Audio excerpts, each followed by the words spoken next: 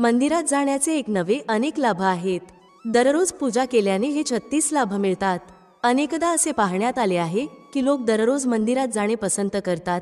काही जण आपल्या मनाला शांत करण्यासाठी तर काही देवाची पूजा करण्यासाठी जातात. लक्षात घ्या, मंदिर याचा अर्थ होतो मनापासून दूर असलेले स्थान. अशा वेळी काही वेळ डोळे बंद करून मौन पाळणे अत्यंत लाभदायक ठरते. लोक मंदिरामागे लपलेले विज्ञान आणि अध्यात्म जाणत नाहीत. सकाळी सकाळी मंदिरात जाण्याचे अनेक लाभ असतात. व्यस्त जीवनशैलीमुळे लोक मंदिरात जाऊ शकत नाहीत. अशा वेळी लोकांनी आपल्या घरातच एक छोटंसं मंदिर तयार केलं आहे. बहुतांश लोक देवाला आठवण्याव्यतिरिक्त पूजापाठ देखील याच छोट्या मंदिरात करतात. घरात मंदिर असणे अत्यंत शुभ असते. यामुळे आपण सकारात्मक ऊर्जेने भरलेले राहतो. मंदिरामुळे केवळ आध्यात्मिक लाभच नाही तर हे आरोग्यासाठीही अत्यंत फायदेशीर आहे. अनेक लोकांना या लाभाबद्दल माहिती नसते, पण मंदिरात जाण्यामुळे एक नवे तर अनेक फायदे होतात. पण त्याआधी जर तुम्हालाही वाटत असेल की लक्ष्मी मातेने तुम्हाला आशीर्वादित ठेवावे तर व्हिडिओला नक्की लाईक करा आणि चॅनेलला सबस्क्राईब करा आणि कमेंट बॉक्समध्ये जय माता लक्ष्मी जरूर लिहा. 1. जर आपण दररोज मंदिरात जात असाल तर आपल्या जीवनात येणाऱ्या अशा घटनांपासून वाचू शकता जे अचानक घडतात, जसे की अपघात, हत्या, आत्महत्या यांसारखी नकारात्मकता तुमच्या आयुष्यातून दूर राहील. 2. मंदिरात जाणाऱ्या व्यक्तीच्या मनात भरपूर सकारात्मकता आणि आध्यात्मिक बळ असते, ज्यामुळे त्याच्या जवळ नकारात्मक ऊर्जा येत नाही. आपण या ऊर्जेला भूत, पिशाच किंवा प्रेत देखील म्हणू शकता. मंदिरात जाणारा व्यक्ती निर्भय जीवन जगतो. 3. जर आपण दररोज मंदिरात जात असाल तर कोणत्याही प्रकारच्या ग्रह आणि नक्षत्रांचा वाईट प्रभाव आपल्यावर होत नाही.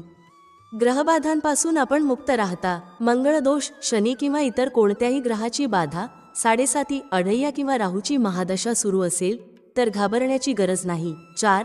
मंदिरात जाऊन आपण मंदिराचे नियम पाळता, व्रत, उपवास आणि पाठावर विश्वास ठेवता, विचारपूर्वक आहार विहार करता तर आपल्याला कोणत्याही प्रकारचा रोग किंवा आजार होणार नाही. 5. मंदिरात जाऊन मनात विश्वास आणि आत्मबळ निर्माण होते, ज्यामुळे मनात कोणत्याही प्रकारचे दुःख किंवा शोक राहत नाही. व्यक्ती सर्व परिस्थितीत समभाव ठेवतो. समभाव म्हणजे ना तर भावना ओघात वाहतो ना कठोर होतो. प्रत्येक परिस्थिती त्याच्यासाठी सामान्य असते. 6. मंदिरात गेल्याने व्यक्तीत योग्य अयोग्य याची समज उत्पन्न होते. तो कोणत्याही प्रकारच्या फालतू भांडणात अडकत नाही. जसे रस्त्यावर पडलेले दगड किंवा खड्डे पाहून आपण गाडी सावधगिरीने पुढे नेतो, त्याचप्रमाणे व्यक्ती आपले जीवन समजूतदारपणे खड्ड्यांपासून वाचवतो. 7. मंदिरात जाणाऱ्या व्यक्तीचे कोणतेही शत्रू वाईट विद्या वापरून काहीही बिघडवू शकत नाहीत. अनेक व्यक्ती आपल्या कृती किंवा वर्तनाने लोकांना नाराज करतात. यामुळे त्यांचे शत्रू वाढतात. दुर्बल शत्रू नेहमी समोरून लढत नाहीत तर पाठीमागून असे काही करत असतात जे अंधश्रद्धेच्या श्रेणीत येते. मंदिरात जाणाऱ्या लोकांना याचा काही फरक पडत नाही. 8. मंदिरात जाणाऱ्या व्यक्तीच्या जीवनात कधीच असे संकट येत नाही की तो कर्जात बुडेल. थोडं कर्ज असेल तर काही हरकत नाही. कर्ज देखील विचारपूर्वक घेतले जावे आणि जर ते जास्त असेल तर त्याच्या परतफेडीचे मार्ग निश्चितच मंदिरातून मिळतात. मनात मंदिरावर विश्वास असेल तर या अडचणीतून व्यक्ती मुक्त होतो. 9. आपण बेरोजगार असाल किंवा आपला व्यवसाय चालत नसेल तर निश्चितच आपण दररोज मंदिरात जावे. आपल्याला लवकरच यश प्राप्त होईल. तथापि जो दररोज मंदिरात जाऊन प्रार्थना आणि पूजापाठ करतो त्याच्याजवळ ही समस्या राहत नाही. जर असे काही असेल देखील तरी तो मनावर ताण न घेता कर्म करत राहतो आणि यशस्वी होतोच. 10. अनेक लोकांना अनावश्यक भीती आणि चिंता सतावत राहते, ज्यामुळे ते तणावात राहू लागतात. तणावात राहण्याची सवय देखील लागते, ज्यामुळे व्यक्ती अनेक प्रकारच्या आजारांनी घेरला जाऊ शकतो. पण मंदिरात जाणाऱ्या व्यक्तीच्या मनात आणि मेंदूत हे सगळं राहत नाही. 11. दररोज मंदिरात जाणाऱ्या व्यक्तीच्या मनात आणि मेंदूमध्ये वाद किंवा राग राहत नाही. घरातील इतर सदस्य जर त्याच्याशी भांडण करतात किंवा घरात कलह असतो तरी तो वातावरण आनंददायक करून टाकतो. 12. सकाळी चालत मंदिरात गेल्याने व्यवसायही वाढतो आणि आपल्याला प्राणवायू देखील चांगल्या प्रकारे मिळतो. दररोज सूर्यप्रकाशाचा स्पर्श झाल्यामुळे आरोग्यात सुधारणा होते. 13. मंदिरातील घंटीचा आवाज सुमारे 7 सेकंदपर्यंत घुमतो, जो मन आणि मेंदूतील विषाद दूर करून शांती प्रदान करतो. असेही म्हणतात की लहान घंटीमुळे आपला पित्तदोष संतुलित होतो, तसेच त्या ध्वनीमुळे बॅक्टेरिया नष्ट होतात. 14. मंदिरात अनेक प्रकारची सुगंधी फुले अर्पण केली जातात, ज्यांच्या सुगंधाने मन प्रसन्न होऊन नैराश्यापासून मुक्ती मिळते. फुलांच्या विविध रंगांनी अंतःकरणाला शांती मिळते. 15. मंदिरातील कापूर आणि अगरबत्तीच्या सुगंधाने एकीकडे मन आणि मेंदूतून नकारात्मक विचार दूर होतात, तर दुसरीकडे आपली रोगप्रतिकारक शक्ती देखील वाढते. ही आपल्याला जैविक संसर्गापासून देखील वाचवते. मंदिराच्या सुगंधित वातावरणात राहिल्यामुळे बॅक्टेरिया नष्ट होतात आणि कोणत्याही प्रकारचा विषाणू संसर्ग होत नाही, कारण मंदिरात सतत कापूर व धूर होत असतो. 16. जेव्हा आपण मंदिरात आरती किंवा कीर्तनाच्या वेळी टाळ्या वाजवतो, तेव्हा ते एक्युप्रेशरप्रमाणे कार्य करते. त्यामुळे आपले रक्तसंचार व्यवस्थित चालतो आणि शरीरातील स्नायू देखील बळकट होतात. 17. आरती किंवा चालीसा जपणे व वाचल्यामुळे आपला वाणीदोष दूर होतो. ओमचा उच्चार केल्याने आपला चित्त एकाग्र होतो. 18. आरतीनंतर शंख वाजवला जातो, जो भक्तांसाठी अत्यंत सुखद आणि आरोग्यवर्धक असतो. शंख वाजवणाऱ्याची फुफ्फुसे बळकट होतात. 19. आरतीनंतर देवदेवतांच्या, भारतमातेच्या इत्यादींच्या जयघोषाने आत्मविश्वासासोबतच देशभक्ती देखील जागृत होते. याचसोबत प्रत्येक मंदिरात गोरक्षण आणि गोहत्याबंदीचा संकल्प घेतला जातो. 20. आरती घेतल्याने आपल्या हातांच्या तळव्यांमधील पेशींना दिव्य उष्णता मिळते आणि आपल्या आत दडलेले सर्व विषाणू आणि जीवाणू नष्ट होतात. डोळ्यांवर हात ठेवल्यामुळे ती उष्णता डोळ्यांच्या मागील सूक्ष्म रक्तवाहिन्यांना उघडते आणि त्यातून अधिक रक्तप्रवाह होऊ लागतो, ज्यामुळे आपली दृष्टी तीव्र होते. 21. आरतीनंतर नमस्कार व दंडवत प्रणाम केल्याने आपल्या मनात विनम्रता आणि श्रद्धेची भावना जागृत होते. अहंकार आणि गर्वाचा नाश होतो. 22. देवाचे दर्शन, पूजा आणि आरतीनंतर आपल्याला तुळशीसह चरणामृत, पंचामृत आणि प्रसाद मिळतो. हे चरणामृत आणि पंचामृत आपल्या आरोग्यासाठी अत्यंत फायदेशीर असते.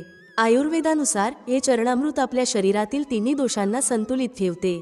चरणामृतासोबत मिळणारी तुळस आपण चावायच्या ऐवजी गिळून टाकतो, ज्यामुळे आपले सर्व रोग बरे होतात. 23. मंदिरात देवाची प्रदक्षिणा केल्याने जिथे आरोग्याचे फायदे मिळतात, तिथेच ती पृथ्वीच्या गुरुत्वाकर्षणाच्या शक्तीशी जुळून आपल्या शरीरातील तणाव दूर करते.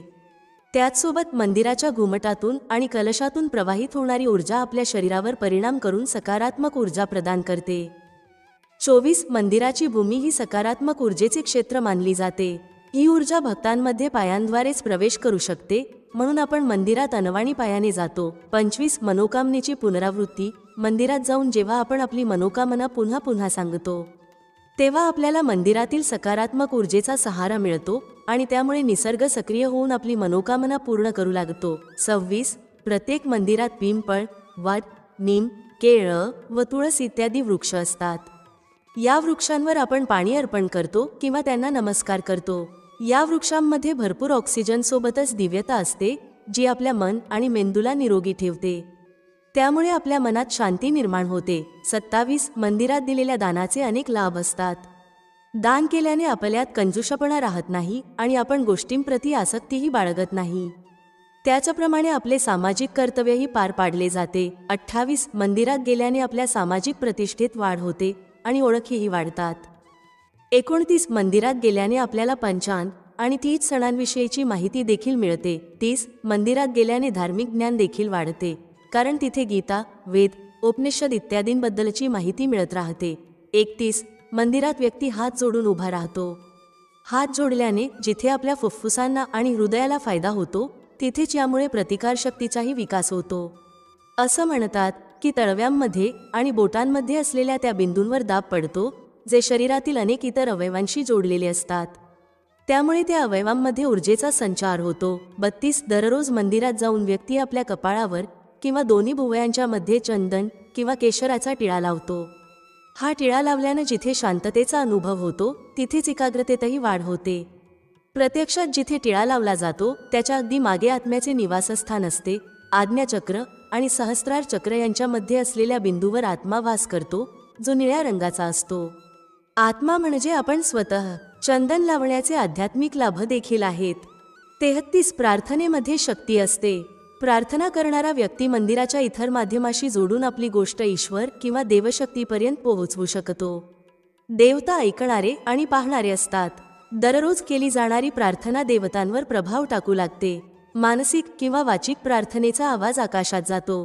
प्रार्थनेसोबत जर तुमचं मन खरं आणि निष्पाप असेल तर लवकरच ऐकवणं होतं. प्रार्थनेचा दुसरा पैलू म्हणजे प्रार्थना केल्याने मनात विश्वास आणि सकारात्मक भावना जागृत होतात, ज्या जीवनाच्या विकासासाठी आणि यशासाठी अत्यंत आवश्यक असतात. 34 पूजा ही एक रासायनिक प्रक्रिया आहे. त्यामुळे मंदिराच्या आतल्या वातावरणाची pH व्हॅल्यू, द्रव मोजण्याची एकक, कमी होते, ज्यामुळे व्यक्तीच्या pH व्हॅल्यूवर परिणाम होतो. ही एक आयनिक प्रक्रिया आहे जी शरीरातील रसायनशास्त्र बदलते. ही प्रक्रिया रोग बरे करण्यात सहाय्यक ठरते. औषधांद्वारे देखील हाच परिणाम घडवून आणला जातो जो मंदिरात गेल्याने होतो. 35 मंदिरात प्रवेश करण्यापूर्वी शरीर आणि इंद्रियांना पाण्याने शुद्ध करून आचमन करणे आवश्यक असते. या शुद्धीकरणाच्या प्रक्रियेलाच आचमन म्हणतात. आचमन करण्यापूर्वी बोटं एकत्र करून एकाग्रचित्ताने म्हणजे एकत्र करून पवित्र जलाने शब्द न करता 3 वेळा आचमन केल्याने महान फल मिळते. आचमन नेहमी 3 वेळा करावे. आचमनामुळे मन आणि शरीर शुद्ध होतात. 36 मंदिरात शिखरे असतात. शिखराच्या आतल्या पृष्ठभागावर आपटून ऊर्जा तरंग आणि ध्वनी तरंग व्यक्तीवर पडतात. या परावर्तित किरण तरंग मानव शरीराची कंपन संख्या फ्रिक्वेन्सी टिकवून ठेवण्यात सहाय्यक ठरतात. व्यक्तीचे शरीर अशा प्रकारे हळूहळू मंदिराच्या आतल्या वातावरणाशी सुसंगत होत जाते. अशा प्रकारे मनुष्य अपरिमित सुखाचा अनुभव घेतो. जुनी मंदिरे ही सर्व पृथ्वीवरील सकारात्मक पॉझिटिव्ह ऊर्जेची केंद्रे आहेत. मित्रांनो, व्हिडिओ आवडला असेल तर लाईक आणि शेअर करा आणि चॅनेल सबस्क्राईब करून बेल नोटिफिकेशन ऑल वर सेट करा. व्हिडिओ पाहिल्याबद्दल धन्यवाद.